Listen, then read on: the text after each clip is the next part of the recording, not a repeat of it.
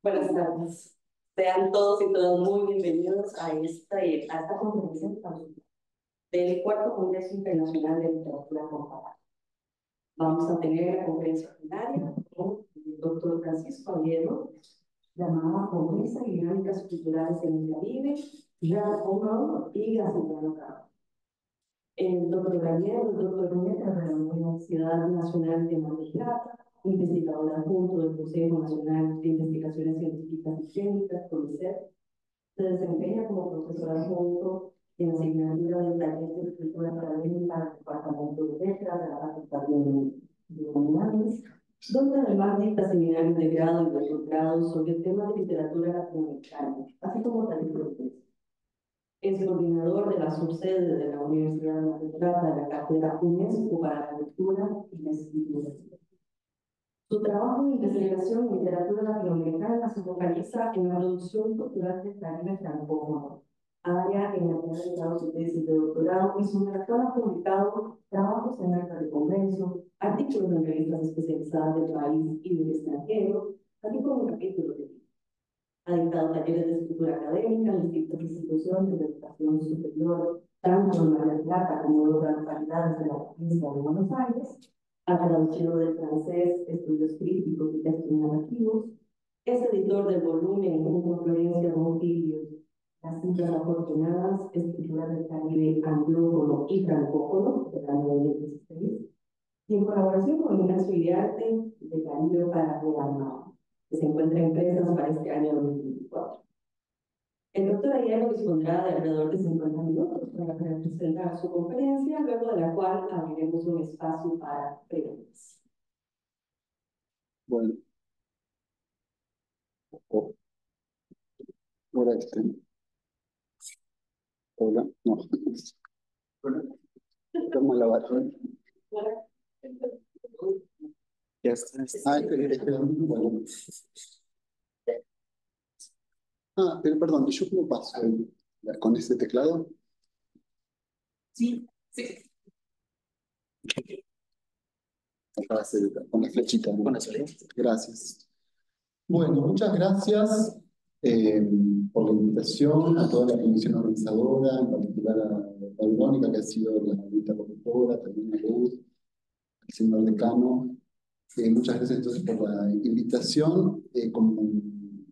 También quiero felicitar por el esfuerzo de este trabajo. Yo sé la tarea colosal que supone organizar un congreso que se extiende durante toda una semana, que es un trabajo que termina siendo de unos 2 años, ¿no? Desde el previo y lo posterior. Entonces es un acto de resistencia también entre los avatares que estamos padeciendo las humanidades.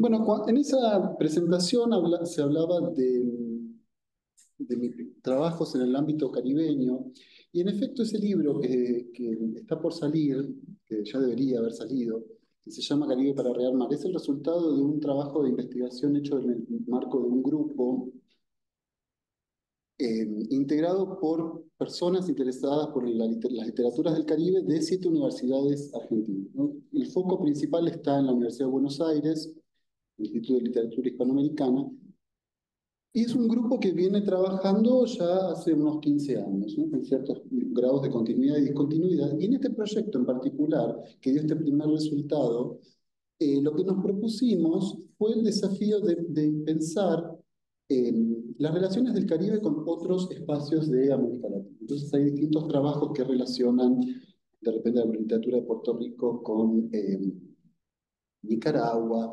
o México, etc. Bueno, en ese marco, yo lo que me propuse fue empezar a trabajar con algo vinculado con la literatura del Brasil, que para mí es una novedad, eh, porque además en mi universidad no se estudia, y me propuse acercarme a ella a partir justamente de esta lectura contrastiva entre dos textos que son estos: Gouverneur de la Rosée, de Jacquemin, y Vidas secas, de Graciliano Ramos. Y como verán ya en los títulos, sugieren algunos puntos en común, ¿no? Porque la idea de Rosé, que es el rocío, es una forma de aludir a la irrigación, al riego, Y Vidas Secas también, habla del agua, pero de su ausencia, ¿no? Entonces, ambos tienen que ver con este motivo de la sequía, y ese es el principal elemento que me alentó a ponerlos en diálogo. Pero luego, al seguirlos trabajando, fui descubriendo que había otros elementos más que, bueno, voy a tratar ahora de compartir con ustedes. Las discusiones sobre la entidad América Latina, que en lo referido a su literatura cobran un particular peso desde mediados del siglo XX, se han enfrentado al problema de las barreras lingüísticas, las cuales suponen un obstáculo en el afán de considerar dinámicas culturales del subcontinente en su conjunto. Incluso si nos aferramos con cierta obstinación a la idea de latinidad aclamada por la denominación, es decir, si esquivamos la cuestión de las literaturas en inglés, en neerlandés, en lenguas sincréticas como el creol y el papiamento, o en lenguas de pueblos originarios, el problema sigue sin estar resuelto, porque no siempre la mirada crítica despliega su alcance de manera espontánea hacia la producción, por ejemplo, de Brasil o de Haití. Yo esto lo quiero, es una perspectiva desde los estudios de la Argentina. Ustedes después me dirán si esta situación es análoga aquí en Costa Rica o hay otro tipo de circulación. Digo, por ejemplo, de Brasil o de Haití, más allá de que la estricta noción de latinidad, ¿no?, implicaría también estudiar el francés, considerando, como ya señaló en los años 70 César Fernández Moreno, zonas de América del Norte como Quebec y otras provincias de Canadá, como así también el estado de Luisiana en el sur de Estados Unidos. En 1991, o sea, a un año del llamado quinto centenario, el novelista brasileño Jorge Amado fue invitado en el marco de cursos de verano en la Universidad Complutense a participar en el Escorial de una mesa redonda sobre literatura en lengua portuguesa. Al año siguiente, el 23 de julio de 1992, apareció en El País de España la traducción al castellano a cargo de Leopoldo Regueira de ese artículo, El embelezo colonialista, en el que Amado recordaba esa experiencia de debate público para alertar sobre la falacia de una literatura en lengua portuguesa, en tanto no existe un único portugués, sino marcadas variedades en cada una de las naciones en las que se lo emplea como medio de comunicación y expresión artística. Pero el otro punto sobre el cual vuelve el escritor y que ya nos orienta a nuestro centro de interés se vincula con la obliteración de las literaturas escritas en portugués y en francés cuando se habla de literatura latinoamericana. Escribe Amado, cito: cuando los eruditos españoles, y en consecuencia los de otras naciones europeas, hablan de literatura latinoamericana, se refieren en realidad a escritores del mundo hispanoamericano. Dejan de lado dos de las literaturas más importantes, la brasileña, por estar escrita en portugués, y la haitiana, por estar escrita en francés. Recuerdo el grueso volumen de Juan Marinello, rector de la Universidad de La Habana, intitulado, si no me falla la memoria, La novelística latinoamericana, en el cual el ensayista estudia la obra de los principales escritores de la América de habla española. Éramos amigos y le dije: olvidaste a Machado de Asís y Jacques Roumain, Graciliano Ramos y Jacques Alexis, Guimarães Rosa y René de Pestre. Un tanto desconcertado, Marinello intentó explicarse y riendo le dije que no le falta razón, pues los brasileños y los haitianos eran igualmente africanos, lo que por otra parte también sucedía con los cubanos. ¿No es así, Juan? Fin de la cita. Ironías aparte, la percepción de Jorge Amado parece captar un estado de desatención hacia las literaturas de Brasil y Haití que en las décadas transcurridas desde su intervención pública en lo referido a los estudios literarios desde el Cono Sur se han revertido en buena medida, en particular en el caso brasileño, al que se dedican, pensando siempre, ¿no?, en el ámbito universitario argentino, muy destacados especialistas. La Universidad de Buenos Aires tiene la asignatura Literaturas de Brasil y Portugal. En lo referido a Haití, siempre en relación a la Argentina, asistimos a una emergencia y tal vez consolidación de estudios en torno del Caribe francófono, los cuales van adquiriendo proyección. Pero se trata de una tendencia que se manifiesta con escrúpulos, y tenemos en cuenta que en este momento, o sea, 2024, solamente se encuentra en curso de elaboración una tesis de doctorado en la Universidad de Buenos Aires, enteramente dedicada a narradores haitianos, a cargo de Florencia Viterbo y con dirección de Florencia Bonfiglio. Esta última, o sea, Florencia Bonfiglio, es de las pocas especialistas que han dedicado investigaciones a Caribe francófono con destacados aportes sobre la etapa formativa de Aimé Césaire y más recientemente sobre Maryse Condé. Desde otros campos, como el de la filosofía, se constata un interés creciente en la obra del ya mencionado Césaire, así como también de los también martiniqueños Frantz Fanon y Edouard Glissant, autores privilegiados por equipos de investigación centrados en la Universidad Nacional de San Juan. Sin pretensiones de exhaustividad, cabe destacar el corpus de traducciones como la emprendida por Ana Ojeda de Une tempête de Césaire, ¿no?, al español porteño, las traducciones de textos de Glissant encargados por la Universidad Nacional de Quilmes y también por sellos independientes, sin olvidar el empeño de Javier Gorraiz desde la Universidad de La Plata por traducir a autores haitianos, Jacques-Stéphane Alexis, René Depestre, Mackenzie Orsel. Me limito a estas sucintas constataciones para intentar una puesta al día situada, insisto, en el contexto argentino, del diagnóstico de Jorge Amado, de cuya cita saco provecho al recuperar al haitiano Jacques Roman y al brasileño Graciliano Ramos entre los escritores emblemáticos, todos varones, subrayemos desde nuestra perspectiva epocal, que integran la lista de soslayados en un estudio sobre una supuesta literatura latinoamericana. En efecto, me propongo leer en diálogo Gouverneur de la Rosée, publicada en forma póstuma en 1944, y Vidas Secas, aparecido en 1938. Además de la proximidad temporal, ambas novelas coinciden en la elaboración estética de sectores pobres de la sociedad en estrecha relación con la falta de agua, como adelantan los títulos, por lo que asimismo se emparentan con cuentos o novelas hispanoamericanos como Agua, de José María Arguedas, El llano en llamas, de Juan Rulfo, o Los perros hambrientos, de Ciro Alegría. Se trata de textos en los que el contexto de desamparo por las condiciones de miseria se incrementa por la hostilidad del sistema estatal que, lejos de dar respuestas al pueblo, perpetra estrategias de sometimiento y explotación a través de un ejercicio arbitrario del poder. La mención de Jacques Roman en el reproche que Amado le dirige a Marinello no es fortuito. En efecto, el autor de Doña Flor y sus dos maridos está muy relacionado con la recepción temprana de la novela del haitiano en Brasil, traducida por primera vez al portugués como Donos do Orvalho, de 1954, en la colección Romances do Povo, que Amado dirigió en la década del 50 para la casa editorial Vitória, vinculada con el Partido Comunista Brasileño de esos años. En 2020 se dio a conocer una nueva versión en lengua portuguesa de Gouverneur de la Rosée, título ahora traducido como Señores do Orvalho. En el cambio de donos por señores subsiste, ¿no?, la voluntad domesticadora, porque no mantuvieron la palabra gobernadores, como sí se mantuvo en las traducciones al español, en oposición más apegada a la fuente, como la opción de gobernadores mantenido en el calco creol presente en las traducciones al castellano. Las traducciones al castellano son dos, que yo me registro. Una que salió en Cuba tempranamente, cuyo traductor no consta en la edición, y otra hecha en Venezuela en la colección Ayacucho, de modo que es bueno, de acceso libre y gratuito, si a alguien le interesa. Es una edición muy buena, muy completa. Perdón.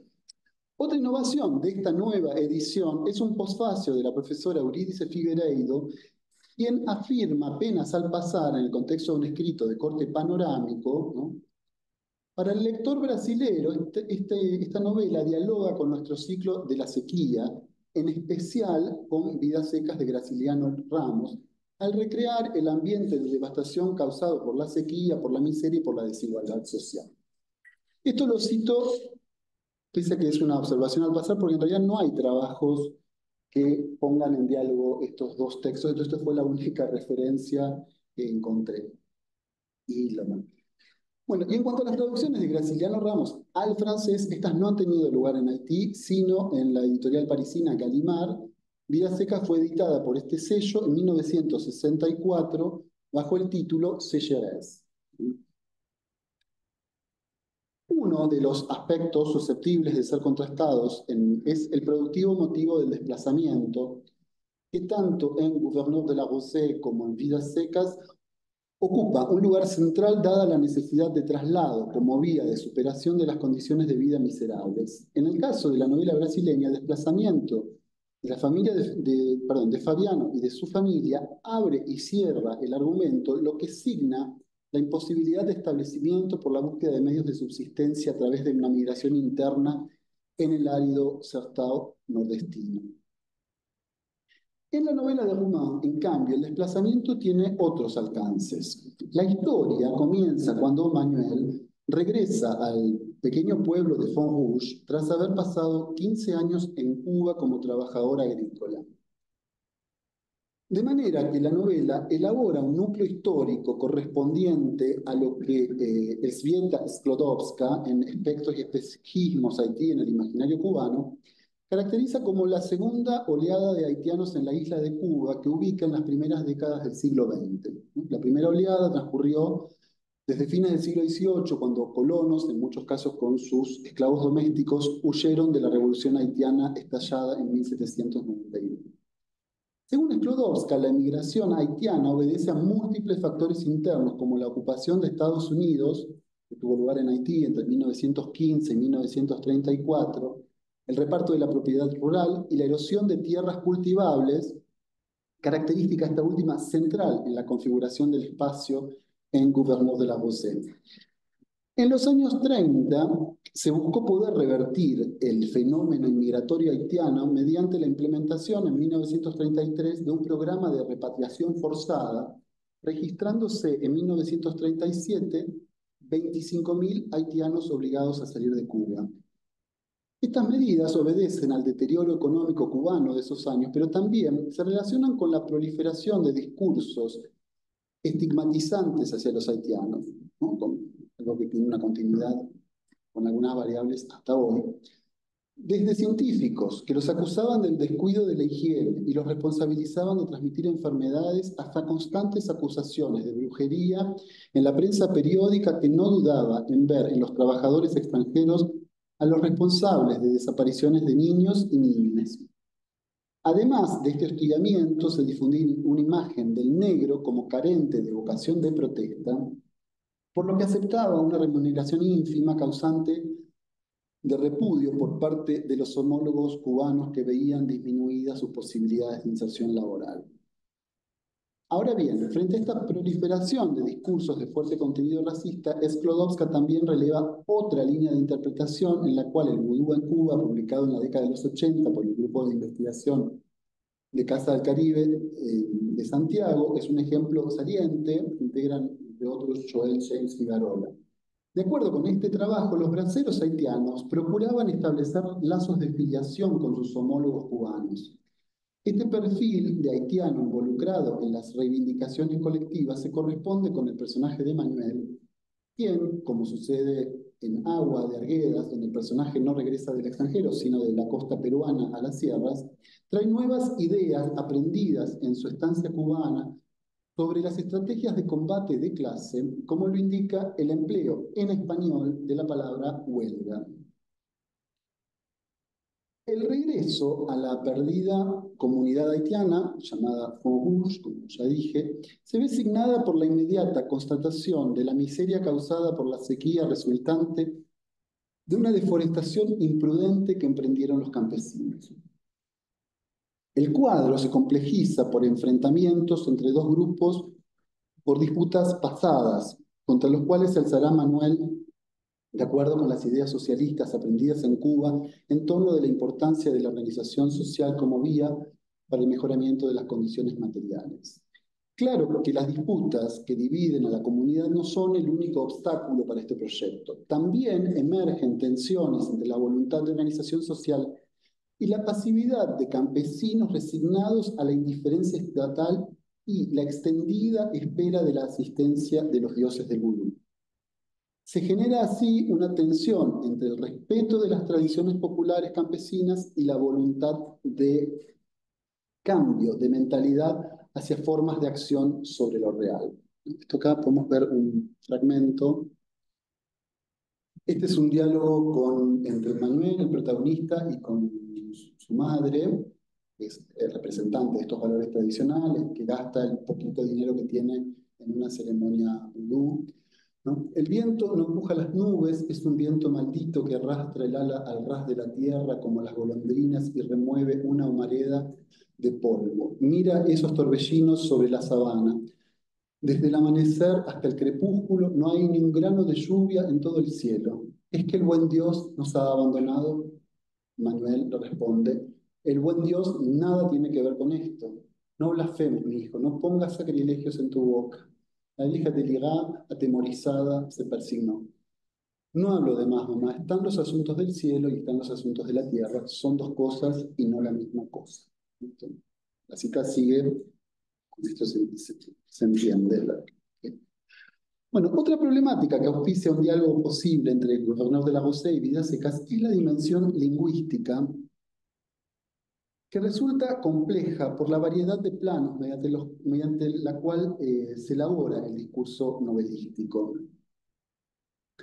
Para abordar Gouverneur de la Rosée, en particular, resulta atinado regresar sobre el ensayo de Maximilien Laroche, incluido en el volumen Literatura, Palabra, Cultura, coordinado por Ana Pizarro en 1995, pues ofrece un panorama de la literatura caribeña de expresión francesa, hasta ese momento, deteniéndose en las tres obras que, a su juicio, definen los primeros 60 años del siglo XX. En primer lugar, Cahiers d'un retour au pays natal, de Nécessaire, Gouverneur de la Rosée, de 1944, y el manifiesto de Jacques-Stéphane Alexis, ¿no? Por una...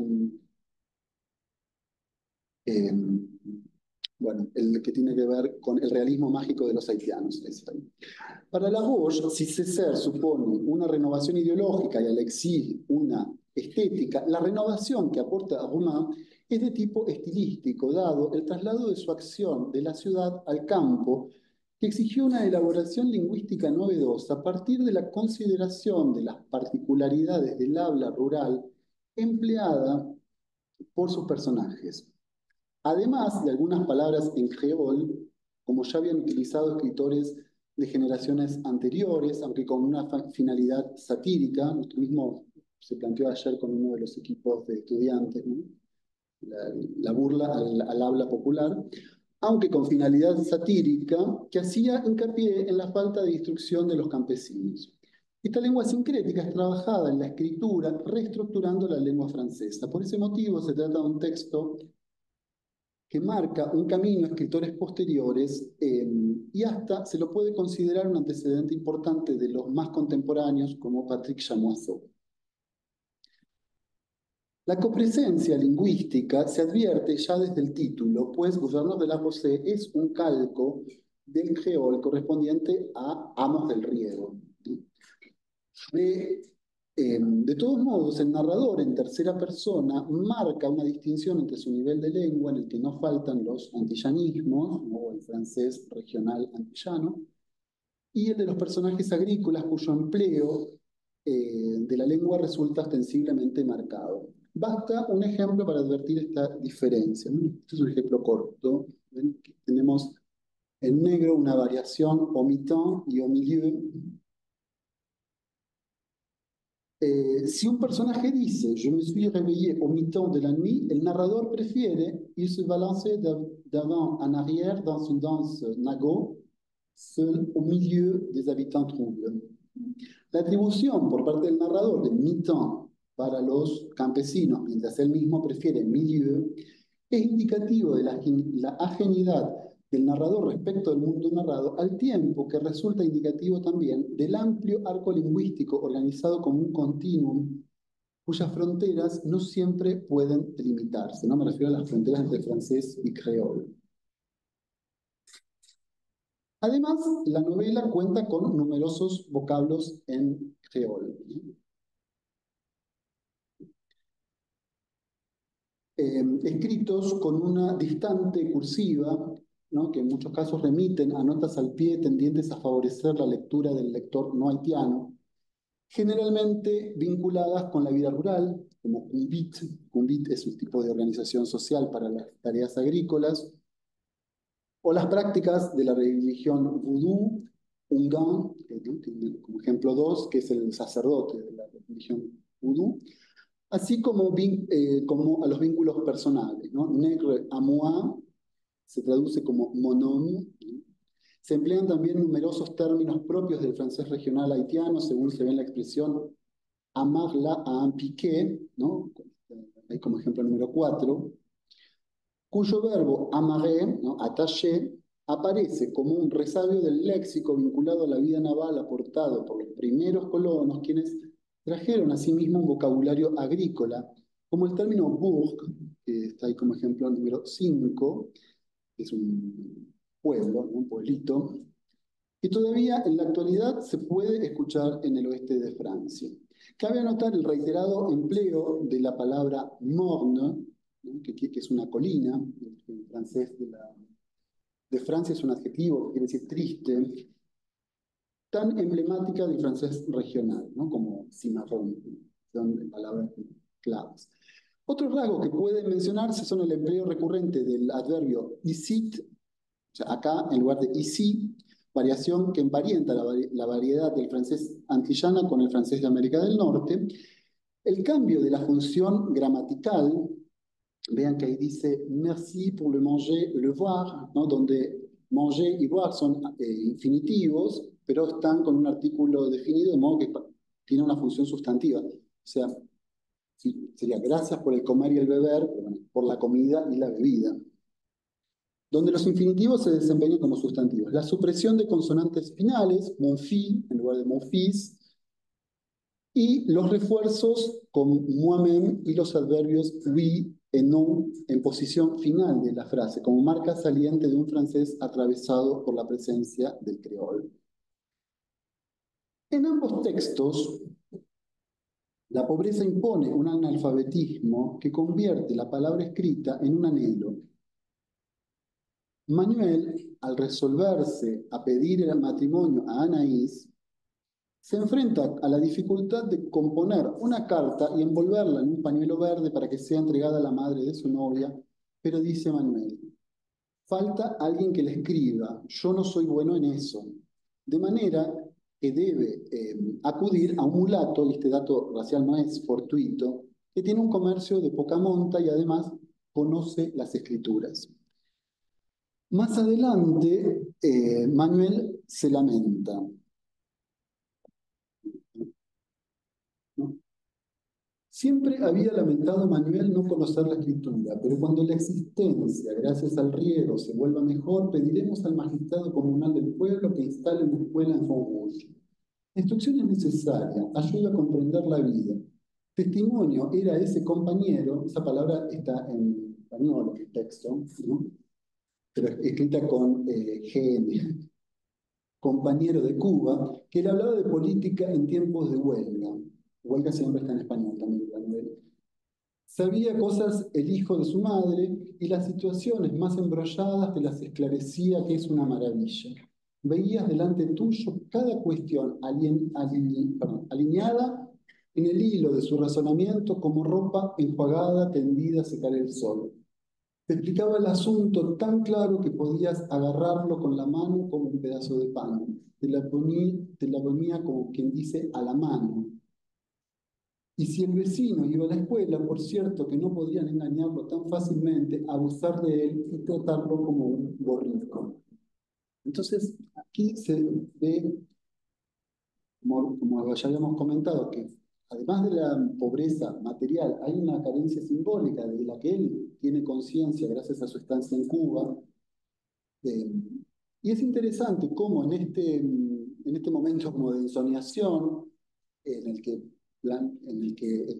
elogia, ¿no?, las capacidades retóricas y sobre todo de conceptualización de un cubano, las posibilidades de abstraer y de armar un razonamiento, se contraponen precisamente con eso que marqué en rojo, que son esas constantes comparaciones, donde el segundo término de la comparación, lejos de ser una conceptualización o de ser una abstracción, remiten a lo más concreto e inmediato, ¿no?, de la vida de este, mundo campesino. Por su lado, Fabiano en Vidas Secas rememora el vínculo estrecho y cotidiano del patrón Seu Tomás con la palabra escrita, por ser un ávido lector, lo cual suscita desconcierto y admiración. Si Fabiano, ¿no?, por un lado se pregunta, escéptico, ¿para qué tanto papel?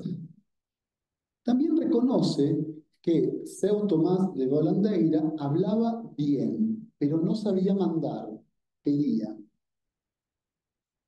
El empleo de la cortesía lingüística parece ir en contra de un ejercicio de la autoridad que Fabiano considera imperioso, a pesar de ser víctima de esas prácticas abusivas. La admiración por las capacidades expresivas tiene su correlato en la constatación del escaso desarrollo de habilidades lingüísticas puestas de manifiesto en la falta de palabras para dar forma a distintas necesidades comunicativas, así como la imposibilidad de comprender la acusación, por cierto, algo incomprensible por su carácter arbitrario, ¿no?, que recae sobre él tras el altercado con el soldado amarelo. No sé, el soldado amarillo que nunca se entiende por qué lo llama, lo cromatiza de ese modo, ¿no? De todas maneras es un narrador en tercera persona y con la perspectiva del personaje, que va cambiando el punto de vista. Así, bueno, entonces acordamos con Hermenegildo Bastos cuando asevera que el lenguaje es, como se ha observado, un problema en Vidas Secas, ¿no? El lenguaje como una conciencia inmediata del hombre. Acá podemos ver algunas. Signa Victoria, que es la esposa de Fabiano, ¿no?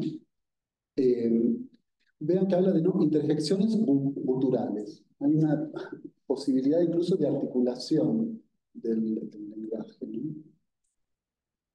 Y en la otra cita también, no la voy a leer para no dañarlos con mi pronunciación del portugués, pero dice, admiraba las palabras complicadas y difíciles de la gente de la ciudad, intentaba reproducir algunas en vano, pero sabía que ellas eran inútiles y tal vez peligrosas. Acá tenemos otro.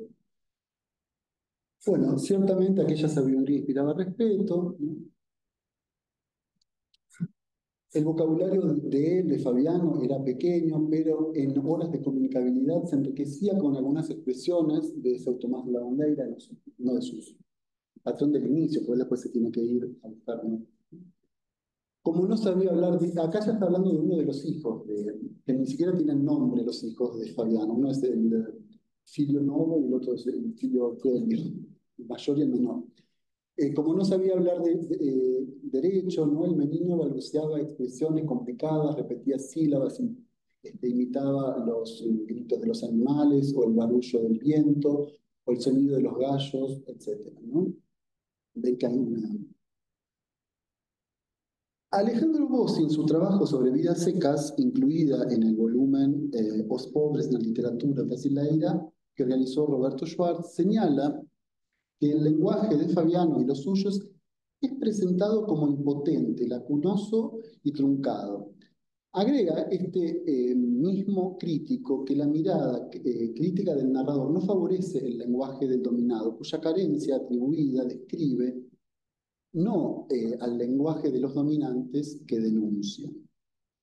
Bueno, esta observación, ¿no?, resulta provechosa por constituir un punto contrastivo importante con Gouverneur de la Rosée, cuya publicación constituyó una innovación estilística, ¿no?, como evaluó en los años 90 Maximilien Laroche, yo lo comenté, en un contexto lingüístico conflictivo en el que conviven francés y creol, y esta última lengua, ¿no?, arrastrando estigmas de déficit respecto del francés como il faut, o como también se dice en la novela, en muchísimos textos, el français français, bueno, uno es français français y el otro es français autre chose, como il faut y sobreabundancia de africanidad, ¿no? La publicación de la novela de Rouman supuso un nuevo tratamiento de la copresencia lingüística. Si bien se mantiene la diferencia de registro entre el narrador y los personajes rurales, tal distancia se ve en parte subsanada por constantes intervenciones del creol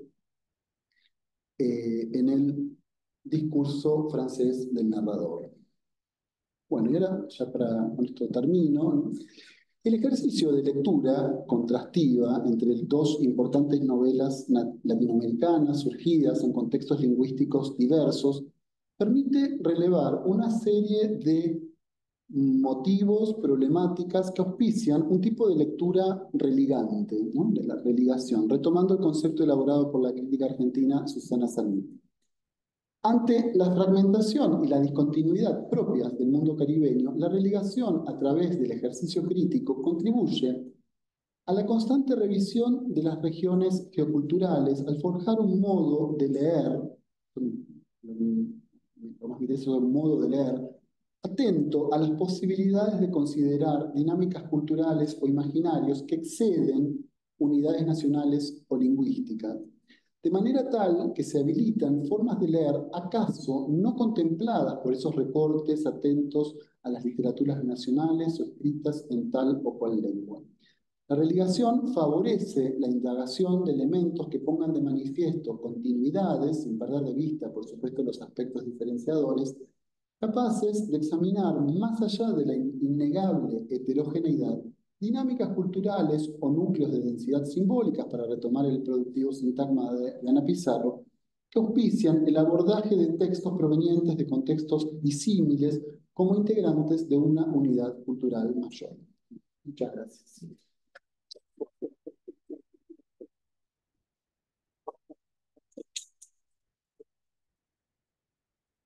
Podemos al doctor Ayero y abrimos un espacio para consultas que quieran dirigir al doctor.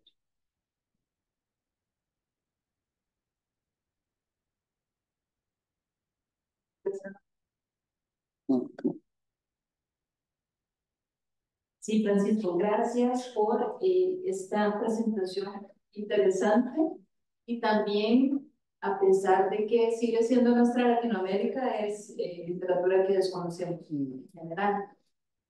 Antes de esta parte específicamente del estudio sobre las dos novelas, yo quería preguntar por la introducción, donde mencionaste un grupo de estudio constituido por diferentes universidades y también por lo que mencionaste sobre la presentación de Jorge Amado. Entonces, hablabas de una literatura latinoamericana que se ha concentrado y ha excluido la literatura escrita en francés y la literatura escrita en portugués. La pregunta es si el proyecto en el que has estado trabajando o en el que has estado participando con estas otras universidades busca abiertamente subsanar este tipo de vacíos, va en ese sentido, y si conoces de otras iniciativas que estén intentando justamente subsanar esa debilidad. Bueno, gracias por la pregunta. Sí, hay un intento que a veces es un poco más una anunciación que un hecho concreto, ¿no? En realidad, en la Argentina, como se podrán imaginar, hay una larguísima tradición de estudios sobre literaturas de Cuba. Y entonces, que sobre literatura cubana sí hay una cantidad enorme de tesis de doctorado, de libros, de publicaciones específicas. Entonces, ese grupo, en su origen, reúne a un conjunto de personas que en aquel momento estaban haciendo los doctorados, y eran todos de Cuba y yo. Una vez que, entonces, no en primer momento, las exigencias que ustedes ya conocerán del mundo académico, una persona que está haciendo su tesis doctoral no puede salirse de su tema, tiene que seguir sí o sí en eso. Bueno, una vez que esas tesis sobre Cuba se empezaron a defender, algunas de las personas en efecto empezaron a hacer el esfuerzo de poner en relación algunos trabajos, por ejemplo, ahora recuerdo a María Virginia González, que es una colega de La Pampa, que trabaja algunas resonancias de Virgilio Piñeira en Mario de Latino. Tenemos otra colega que trabaja con Carlos Fonseca, y algunos otros autores centroamericanos. Pero sí, es más una declaración de principio a veces que un acto de concreción, pero sí, yo creo que estamos yendo hacia eso.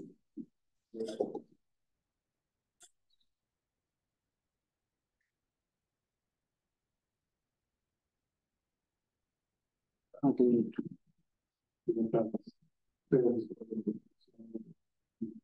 Interesante siempre cómo se establecen estas relaciones a veces indexadas o inmediatas.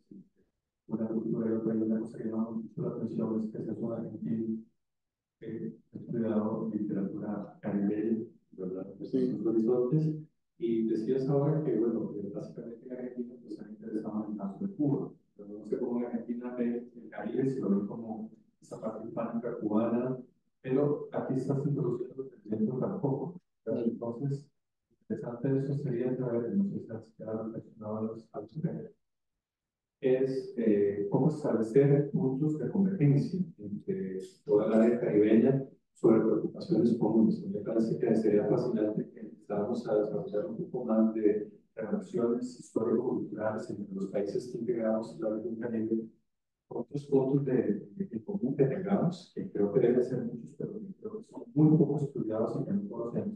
Y que aquí en la Facultad de Letras, a través de tu grado en la Maestría en Literatura Francesa, se ha tratado también de estudiar y de ver cómo podemos aproximar justamente el mundo francófono con aspectos que comuniquen una literatura con otras. Tenemos aquí nosotros una cultura caribeña muy fuerte, etcétera.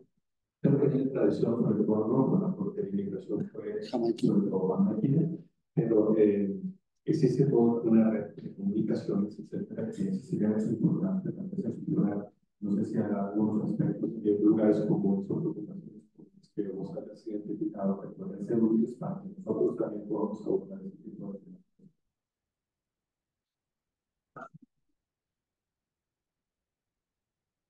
Bueno, yo ahí me mencioné hacia el final este concepto que elabora Ana Pizarro de núcleos de densidad simbólica, porque precisamente toda América Latina es heterogénea, ¿no? Pero el Caribe es más, porque tiene distintas lenguas, distintas situaciones político-administrativas, es discontinuado geográficamente, fragmentado. Entonces, en efecto, parece un desafío mayor. Y esta idea de núcleos de densidad simbólica son algunos criterios para buscar justamente elementos religadores. En primer lugar, la cuestión de la trata y la esclavitud, ¿no? Y la reelaboración de esa problemática que sigue siendo una cuestión que se trabaja, y en relación con ella también la cuestión del cimarronaje. Entonces, también es una dinámica que atraviesa distintos ámbitos dentro del Caribe. Y también la otra cuestión que es interesante en las nociones del Caribe, digamos, el Caribe es una noción que se sigue definiendo todo el tiempo. Ahora se habla del Gran Caribe, por ejemplo, para incluir eh, sin que queden del todo claros los límites, pero bueno, todas las costas continentales bañadas por el Caribe.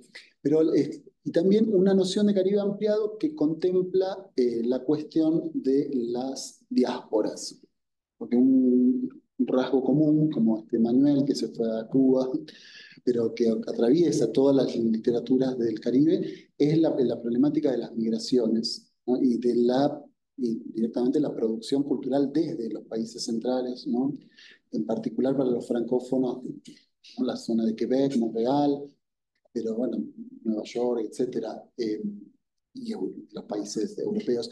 Es decir, que esas son una serie de dinámicas muy interesantes. Y por eso yo hablaba también de modos de leer, porque cada texto se puede leer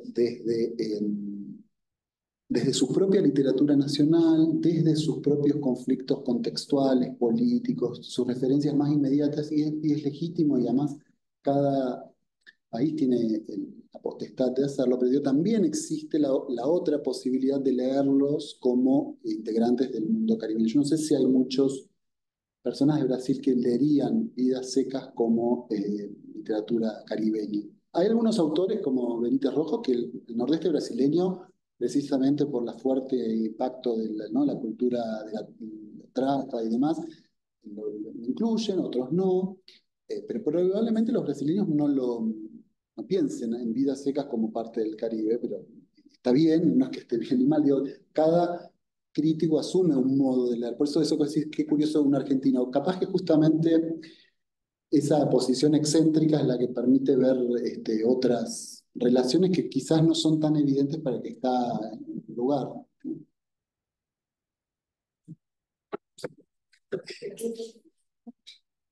Muchas gracias a la doctora Hielo.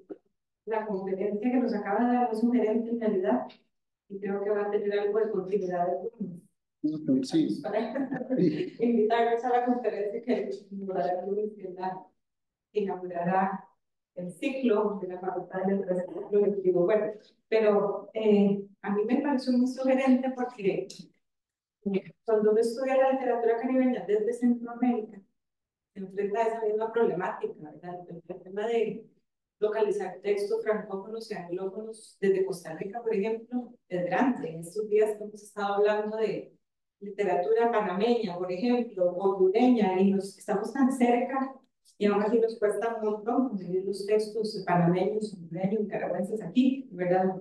Pero también sucede que visibilizar el Caribe centroamericano es complejo, porque claro, cuando se piensa en el Caribe, entonces, como suele suceder cuando se habla de literatura latinoamericana, se piensa en los grandes países, se piensa en el Caribe mexicano, se piensa un poco en Brasil, se piensa en, qué sé yo, o sea, en Cuba incluso, ¿verdad? Pero el Caribe centroamericano como que es un tanto excluido. En general sucede con Centroamérica como región, porque ha habido todo un trabajo ya de años de visibilización de Centroamérica como región en diferentes ámbitos de estudios. Y bueno, yo quería comentar que aquí en la Universidad de Costa Rica funcionó hasta hace un par de meses que terminó una red, la busqué para no equivocarme diciendo el nombre. Se llamaba Red Transcaribe, Red de Estudios Transariales y Transculturales de Centroamérica y el Caribe. Sí, sí, El Cuenco Caribe. Y había universidades de muchas partes del mundo, de España, de Italia, de Martinica, de Costa Rica. Tuvo resultados interesantes, sobre todo al reflexionar sobre lo que se estaba entendiendo por Caribe, entre otras cosas, ¿verdad?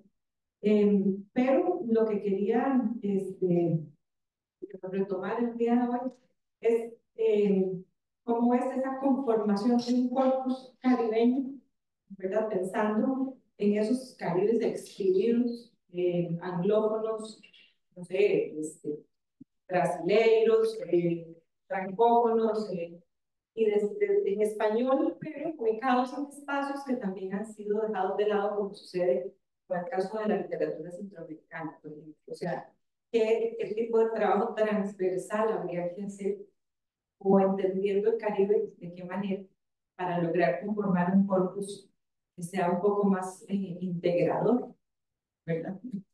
No, es difícil la pregunta. No, creo que algo que contribuiría fuertemente en ese sentido es promover mayor cantidad de traducciones. O sea, de alguna manera contribuir a que estas literaturas tengan un público lector. Porque eso también incrementa digamos, ahora que estamos justamente en estos momentos de cuestionamiento permanente en nuestros temas de investigación de los organismos, ¿no?, tales, porque siempre el estigma de estudian esto que no le importa a nadie.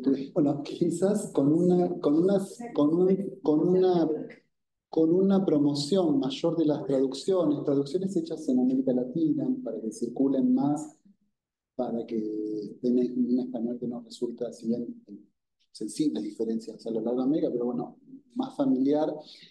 Y crear un público lector. Ahora hoy vimos con Verónica en una librería que hay una Marta Alonso, que es una profesora española que está traduciendo a Maryse Condé. Acabo de saber que salieron 2 libros más traducidos por ella, Historia de la Mujer Caníbal y Yo Tituba, que es una novela que ya fue traducida, pero bueno, la volvieron a traducir. Y eso en la Argentina, no te voy a decir qué furor. Pero las 2 traducciones de esa mujer, una es de Corazón que ríe, corazón que llora, y otra de eh,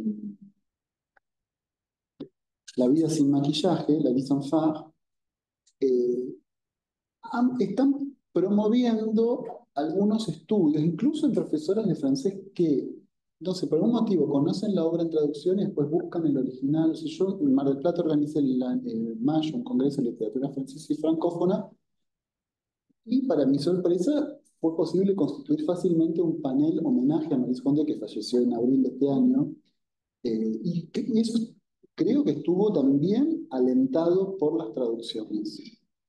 O sea que eso sería una forma también de dar visibilidad y de construir un lectorado, obviamente restricto seguramente, pero con un cierto lectorado para estos textos. Eh, sí, y vencer los prejuicios. Yo el año pasado di por Zoom un seminario para Perú. Justamente hablamos de Gobernador del Rocío, de agua, de Arguedas y demás. Y lo que más me gustó de una de las devoluciones de los participantes fue que cuando yo dije los temas, les pareció medio un horror, porque dicen, nosotros qué tenemos que ver con el Caribe. Pero al leer Gobernador del Rocío me dijeron que se habían dado cuenta que en efecto había muchas cosas en común, muchas problemáticas comunes, sociales, culturales, bueno, etcétera.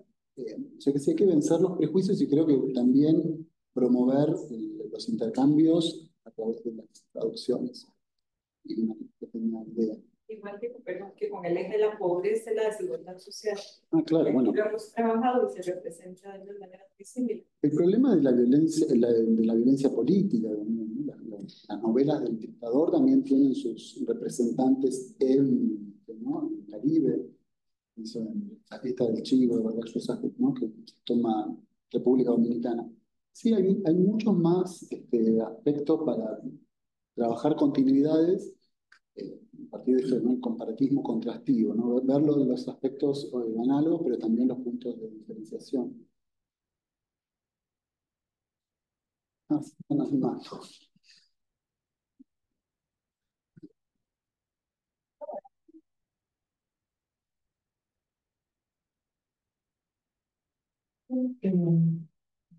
Me encantó escuchar esta comparación de cuando vi el título de Gilliano Ramos y Gilliano Ramos en brasileño, ¿verdad? Me pareció como una comparación que no había pensado.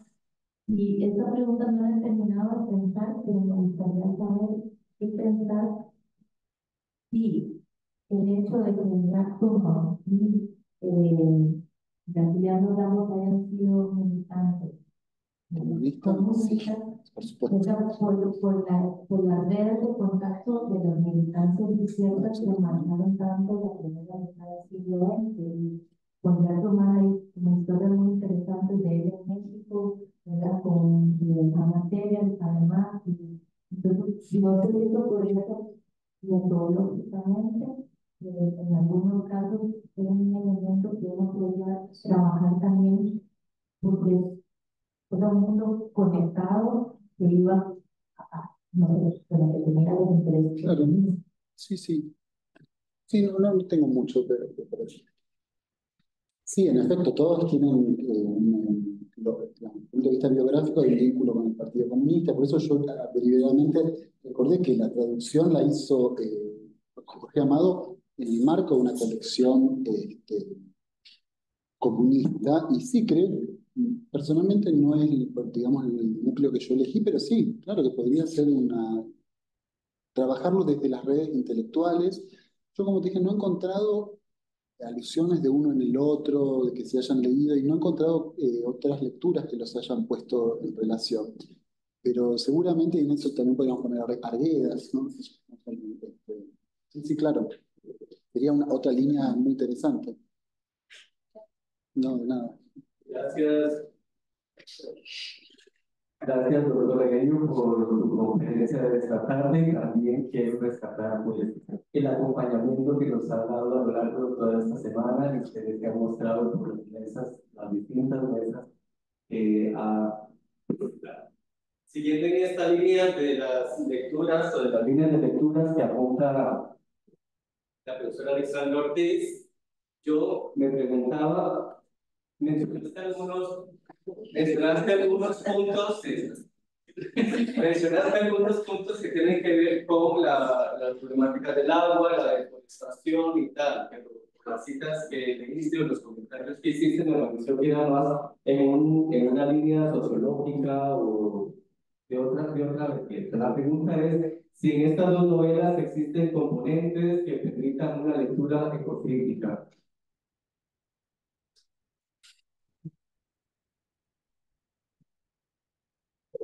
Bueno, como le dije, no es algo que yo sea, pero sí, yo creo que sí, sobre todo porque en el caso de Gobernador del Rocío, como se explica, el problema de la sequía tiene que ver con un proceso de deforestación, es por la acción del hombre, semejante. Eso se constata hasta la actualidad. El mapa, saben que la isla la comparte con República Dominicana y el grado de vegetación y de flora del lado dominicano es exponencialmente superior y no tiene nada que ver con la aridez haitiana, que, o sea, sí, es una crisis ambiental originada por el hombre, o sea que por más que sea de los años 40, o sea, que previa al auge de estas teorías, yo creo que sí, también se podría dar de ese modo, claro. ¿Y ha encontrado lecturas de este tipo? Críticas sobre estas novelas. De momento no, porque he estado con consultando la bibliografía más clásica, el traje de la Roche. Estuve trabajando mucho con la colección Archivos, que son como 2000 páginas, yo tengo un dossier crítico enorme, que son textos como previos al auge de la ecocrítica. Pero sí, yo creo que van a ir apareciendo y es un tema que francamente lo desconozco, pero que lo encuentro cada vez más interés en trabajarlo. Sí. He dicho, porque una de las ramas justamente de las metodologías de la ecocrítica es la revisión de esos textos, se ha dicho, ¿no? Ah, bueno. Lo que se ha escrito previo al auge de estas teorías, claro, con cierta cautela, pero creo que aquí tenemos un ejemplo de esa revisión que daría muy bueno. Muchas gracias. No, por favor. Gracias por la pregunta.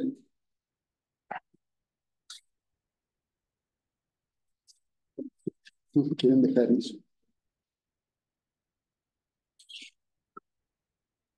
Pues, Francisco, escucharte. Y bueno, voy a hacer una pregunta de este tipo, sin más como lector, pues tiene que ver con traducciones, y creo que lo comentaste, porque me pregunto, yo soy fanático de una novela de Jacques Alexis, no sé no lo sucede, en una pieza de ojos, una novela que siempre muy joven y así ahora leyendo con gusto. Pero no mencionaste que se dedicaban algunas cosas, o tradujeron algunas cosas de... Un texto, pero que había quedado póstumo, La estrella de Ajenjo. Claro, porque es lo que había quedado póstumo y sin traducir, sí. También esta novela... Porque eso que comenté, perdón, de la traducción es en La Plata, que no es Mar del Plata, claro. Eh, es una iniciativa independiente, es uno y a veces con una compañera de él que traducen, van 3 títulos. Uno de René Depestre, uno de Mackenzie y esta novela póstuma que no es ninguna de las 3 famosas, ¿no? Con Gerard Soleil, sino la estrella de aquel. Lo mismo, la migración, un trabajador que va a Cuba, que regresa Claro. aquí, y él vinculado con el Partido Comunista, en el mismo tenor de lo que se ha Claro, este texto que cité de Sveta Sklodowska, yo me detuve en la parte de Giacomo, pero a continuación sigue con... Pero ya está la pregunta, perdón que te interrumpí.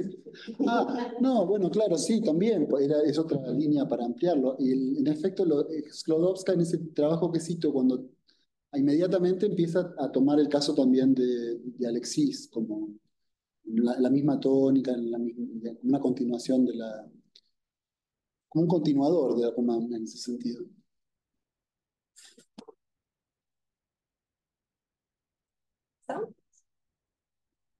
Gracias nuevamente, Efraín. Vamos ahora a pasar a la actividad de cierre del cuarto Congreso Internacional de Literatura Comunitaria, con las palabras de las autoridades, de las personas organizadoras del Congreso. Quieren pasar a acompañarnos a partir de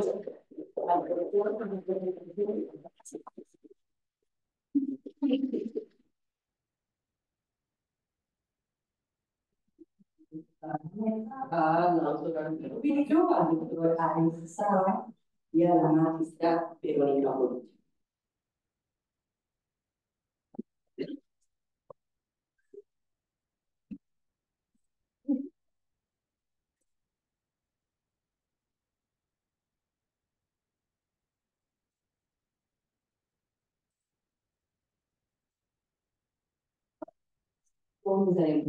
Para doctorado en bibliografía era de la Escuela de Tecnología, Lingüística y Literatura.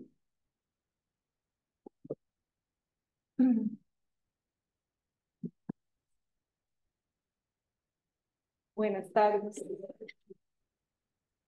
Buenas tardes a todos y a todas. Al doctor Alan Quesada, director de la Escuela de Lenguas Modernas. Al doctor Francisco Guevara, decano de la Facultad de Letras. Me dejé el orden, perdón. A la maestra Verónica Jarillo, directora del posgrado en literatura. Todos los colegas que nos acompañan hoy, estudiantes, amigos todos y amigas. Voy a ser breve. Yo sé que ya ha sido una semana dura, cansada, pero muy productiva y creo que llena de satisfacciones también. Solamente quiero aprovechar este momento para agradecer a todas las personas que trabajaron para que esta actividad fuera posible. Es una actividad que, como bien decía el doctor Ayelo ahora, se tiene que comenzar a organizar con mucho tiempo de anticipación. Tenemos mucho tiempo, como un año y medio de estar trabajando en esto y Verónica lo sabe. Le tocó organizarlo por primera vez y ha sido duro, yo lo sé. Pero bueno, tenemos esta actividad que está llegando a su fin, que ha sido, como decía, muy provechosa, muy productiva, que nos ha permitido de alguna manera revitalizar ese interés por la literatura comparada y sus relaciones con otras disciplinas y entender que se trata de una disciplina actual y que tiene muchísimas posibilidades de desarrollo, tanto a nivel interno como externo, ¿verdad? Y creo que eso me lleva a plantear lo otro que quería decir. Y bueno, me gustaría agradecer también a todo el equipo de asistentes que trabajó colaborando con nosotros esta semana, a todas las personas ponentes que participaron, oyentes que vinieron a participar en el Congreso de diferentes maneras. Pues un congreso no tiene razón de ser si no hay gente que participa, ¿verdad? Con sus ponencias y personas que nos vienen a escuchar. Ya saben que todas las sesiones que no se transmitieron en vivo quedaron grabadas y están ya en el canal de YouTube subiendo. Sí, están en proceso de ser subidas ahí al canal de YouTube del posgrado en literatura. Así que también es un material con el que se va a poder contar en el futuro. Les decía que me interesaba plantear aquí como posibilidad, y en vista de que estamos en el día del cierre, la, la posible creación de una red de estudios de literatura comparada en la que podrían participar, por ejemplo, la Universidad Michoacana, aquí representada por el doctor Rodrigo Pardo, la Universidad de Mar del Plata, aquí representada por el doctor Ayelo, la Universidad de Panamá, representada aquí por la profesora Flavia y los compañeros que vinieron con ella al Congreso. Sé que la profesora Wendy Calix de Honduras podría también estar interesada en participar. Qué sé yo, o sea, me parece que hemos generado un espacio aquí en el que, bueno, nos damos cuenta de que hay varias instituciones interesadas en desarrollar o continuar desarrollando esta temática, así que yo creo que podríamos realmente pensar en la organización de una red de estudios de literatura comparada. Ya se verá cómo se llamará, lo que sea, que se ligue a los siguientes congresos, que bueno, además me gustaría señalar que tenemos toda la fe de que el próximo congreso, el 5º Congreso Internacional de Literatura Comparada, se pueda realizar dentro de 2 años. ¿Verdad? Estaba previsto con este cuarto, ¿verdad? Que no pudo ser por la pandemia del 2020 y años posteriores, pero la idea es que su periodicidad sea bianual. Entonces esperamos continuar con esta práctica. Y bueno, me gustaría también plantear algo que mencioné el día de la inauguración. Les hablaba de la memoria que ya se publicó, ¿verdad? Del primer y el tercer congresos. Les explicaba que el segundo congreso generalmente, bueno, no es así, pero en esa ocasión fue de esa manera. Se publicaron los artículos en revistas especializadas. La idea para este cuarto congreso es publicar un tomo con la mayoría de las ponencias, si es que los colegas deciden enviarlas, yo esperaría que sí.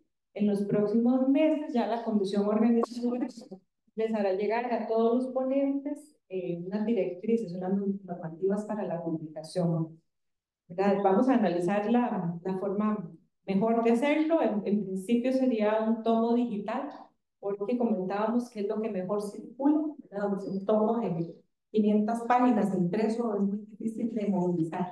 Ya vimos que cuenta que ya hay una novela de 200 páginas de Panamá aquí, ¿verdad? Entonces, bueno, en fin, esa es la proyección. Entonces sí, tendríamos que trabajar mucho para que los podamos realizar esa convocatoria para la publicación del tomo. Y pues nada más deseo finalizar nuevamente pues agradeciendo a todas las instancias de la universidad que colaboraron. Ya lo mencioné en la apertura, pero solo quiero mencionar nuevamente al sistema de estudios de posgrado que colaboró con nosotros, a las dos escuelas de la facultad, la Escuela de Lenguas Modernas y la Escuela de Filología, obviamente al decanato de la Facultad de Letras, que nos colaboró en todo lo que necesitamos para tener a punto las instalaciones, las conexiones, etc. Todo lo que era necesario en esta aventura del Congreso bimodal, que fue todo un reto. Fue la primera y no sé si la última, pero fue todo un reto, ¿verdad? La bimodalidad tiene cosas muy buenas, pero también sus complicaciones. Nos permitió tener aquí participando a gente que de otra manera no hubiera podido participar, gente que estaba en sus países, que no podía trasladarse hasta acá, pero sí genera un cierto tipo de desconexiones, aunque suene paradójico, ¿verdad? Que, bueno, habría que saber cómo solventar para hacer un próximo congreso en esta misma modalidad. Pero bueno, entonces, de verdad, muchísimas gracias. Espero que nos acompañen en las próximas ediciones del congreso y que inviten a más gente a participar para que el congreso sea cada vez más grande. Muchas gracias.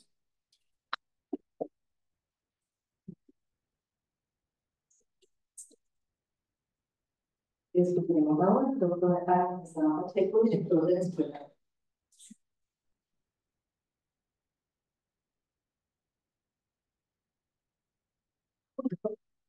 Buenas tardes a todos y todas.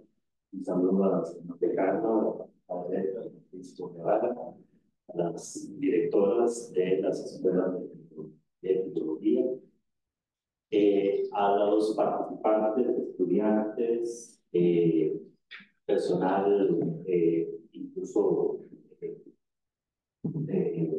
ha colaborado con toda la logística, a las personas que nos visitan de otros países. En fin, agradecerle a la organización, que creo que han trabajado muchísimo. Uno desde afuera, pues le han llegado a contar el éxito que ha tenido este congreso. Es un honor para mí dirigirme a ustedes en esta ocasión tan significativa, ya del cierre del congreso, en la que ustedes se han reunido para celebrar y reflexionar sobre la riqueza de la literatura comparada. Y desde la Escuela de Lenguas Modernas, no solo nos dedicamos a la enseñanza de lenguas extranjeras, sino que también nos distinguimos por enfocarnos en la literatura inglesa y francófona y francesa, siendo además un pilar fundamental que sostiene el programa de posgrado en esta disciplina. Este compromiso constante con el desarrollo de las humanidades forma parte esencial de nuestra misión, comunidad académica y institucional. y hoy se manifiesta plenamente en la realización de este congreso. Este evento no solo representa una oportunidad para compartir los resultados de las investigaciones, sino también para intercambiar conocimientos y fortalecer los lazos académicos entre las diferentes comunidades académicas. Celebramos además un momento histórico para nuestra facultad y nuestra escuela y la universidad, conmemorando el 50 aniversario de la Facultad de Letras, el 60 aniversario de la Escuela de Lenguas Modernas y el 84 aniversario de nuestra querida Universidad de Costa Rica. La relevancia de este tipo de encuentros académicos internacionales no puede subestimarse. Nos permiten no solo generar conciencia sobre la importancia de los estudios literarios, sino también establecer comparaciones con otras disciplinas artísticas, creando un espacio enriquecedor para todos los participantes. Este congreso, cuarto Congreso de Literatura Comparada, en particular, ha sido concebido con el deseo de que sea un gran provecho para todos, dándoles la posibilidad de ampliar sus redes de colaboración y establecer vínculos con investigadores de diversas disciplinas. Estamos convencidos de que estos intercambios no solo enriquecen nuestra perspectiva individual, sino también que fortalecen el tejido académico global, impulsando nuevas ideas y proyectos que trascienden fronteras. La Escuela de Lenguas Modernas se honra en contribuir al programa de posgrado en literatura inglesa y francesa y reafirma su compromiso de beneficiar a toda la comunidad universitaria y al país mediante la promoción de la cultura y el pensamiento. Esperamos, pues espero que sinceramente todos los que aquí estén presentes, tanto física como virtualmente, hayan encontrado en este congreso un espacio de aterrizaje, de reflexión y conexión, y que las relaciones establecidas aquí continúen desarrollándose y dando frutos en un futuro cercano. Muchísimas gracias.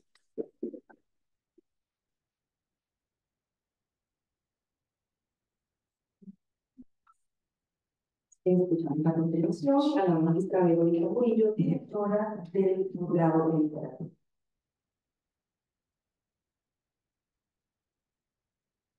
Buenas tardes de nuevo, muy buenas tardes, señor decano de la Facultad de Letras, señora directora de la Escuela de Filología, Lingüística y Literatura y señor director de la Escuela de Lenguas Modernas, estimado Francisco, que nos ha acompañado esta tarde, y los demás colegas y participantes. Nos hemos estado viendo intensamente durante esta semana, así que debo hacer una cara familiar por ahí, ¿verdad? Quiero agradecerle honestamente, sinceramente, a todas las personas asistentes y participantes en este cuarto Congreso Internacional de Literatura Comparada. Ustedes son la razón por la que un grupo de personas se organiza para poner en marcha una actividad como esta. Agradecimientos para el Sistema de Estudio de Posgrado, la Vicerrectoría de Investigación, la Facultad de Letras, la Escuela de Filología, Lingüística y Literatura, la Escuela de Lenguas Modernas, instancias universitarias que nos han asesorado y brindado apoyo financiero y administrativo. Agradecimiento a los miembros de la comisión que han colaborado en diferentes momentos en este proceso.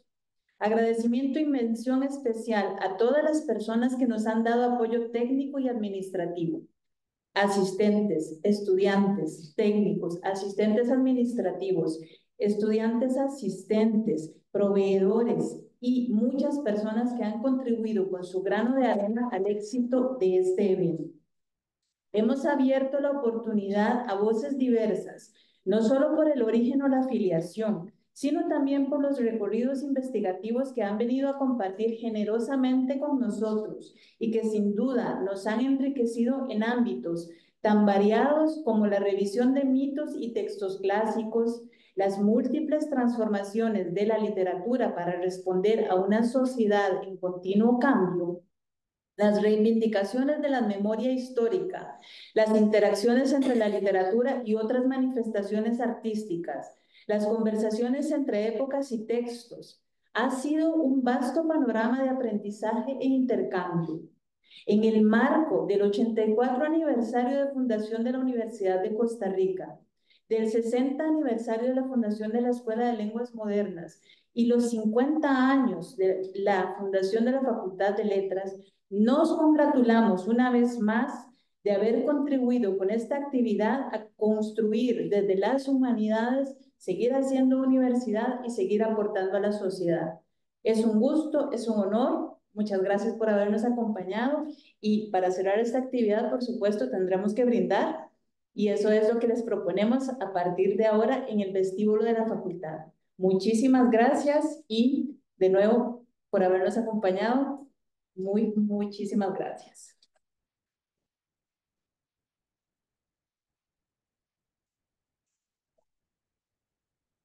Damos entonces por clausurado este Congreso Internacional de Literatura Comparada y nuestra compañía del Turismo que nos acompaña en abril.